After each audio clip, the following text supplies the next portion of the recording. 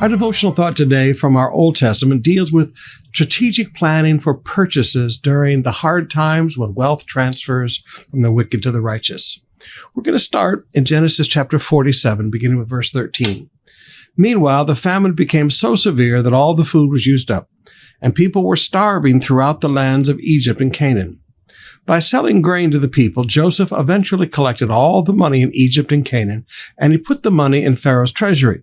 When the people of Egypt and Canaan ran out of money, all the Egyptians came to Joseph. "Our money is gone," they cried. "Please give us food, or we will die before your very eyes."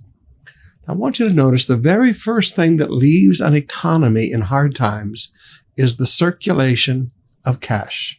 The money was gathered up, and it was put in Pharaoh's treasury. Now, those of us that are a little older, we're not old, but a little older, we can remember the mopping up of the liquidity from the 1980s. We can remember how money was just taken out of the economy and cash just was not circulating. Cash was just not flowing. And this is true in the hard times always. The first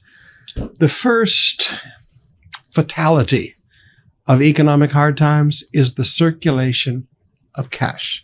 This is why you hear the statement, cash is king. This is why you hear the saying, buyer's market. People who have money to pay and they have the cash to pay, they're the ones that get the deals. So cash is the first thing to go. Secondly, the second asset that is lost in the hard times are assets that cost money to maintain. Verse 16 and 17, Joseph said, "Since your money is gone, bring me your livestock, and I will give you food in exchange for your livestock." So they brought their livestock to Joseph in exchange for food, in exchange for their horses, flocks of sheep, goats, herds of cattle, and donkeys. And Joseph provided them food for another year. Now, why would they sell these things second? Because they cost money to maintain. They have to feed all those flocks and herds. All right. So we recognize the first casualty in an economic hard time is cash. The circulation of cash dries up.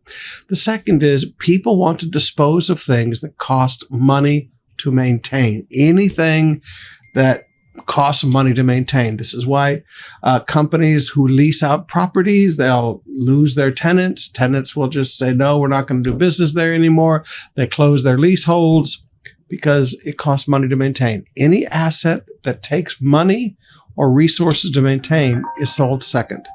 The third asset to transfer in the hard times when the wealth of the wicked transfers to the righteous is land. Verses 18 through 20. But that year ended, and the next year they came again and said, "We can't hide the truth from you, my lord. Our money is gone. Our livestock and cattle are yours. We have nothing left to give but our bodies and our land."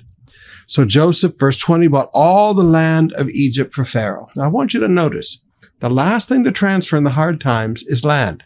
Because land, there's not a great deal of expense in holding on to it. Yeah, you got some property taxes and stuff, but there's not a lot of expense in holding on to a piece of land.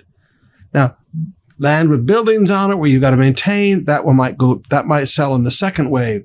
But the last wave is where the bottom feeders wait. That's where the guys that build up what they call land banking and things like that. I watched this back in the 80s. I watched it again in the 90s. They're very patient and they hang on to their cash until at the very depths of the economic struggle, when people are having to sell their land to pay their debts and having to sell their land, that's when these guys come in, and that's where huge wealth begins to transfer. Because now land, you're not dealing with a depreciating asset, you're purchasing an appreciating asset. So let me encourage you. And I'm not prophesying, but it looks like we've got some hard days, end of 22, starting in 23, when all of these debt payments are going to hit from the government and inflation is going to hit real strong and all of that. Be a little patient. Make sure you hang on to cash. Do like Joseph. You save in the good times, and then you slowly spend in the hard times. But make sure that you hang on to cash for the land.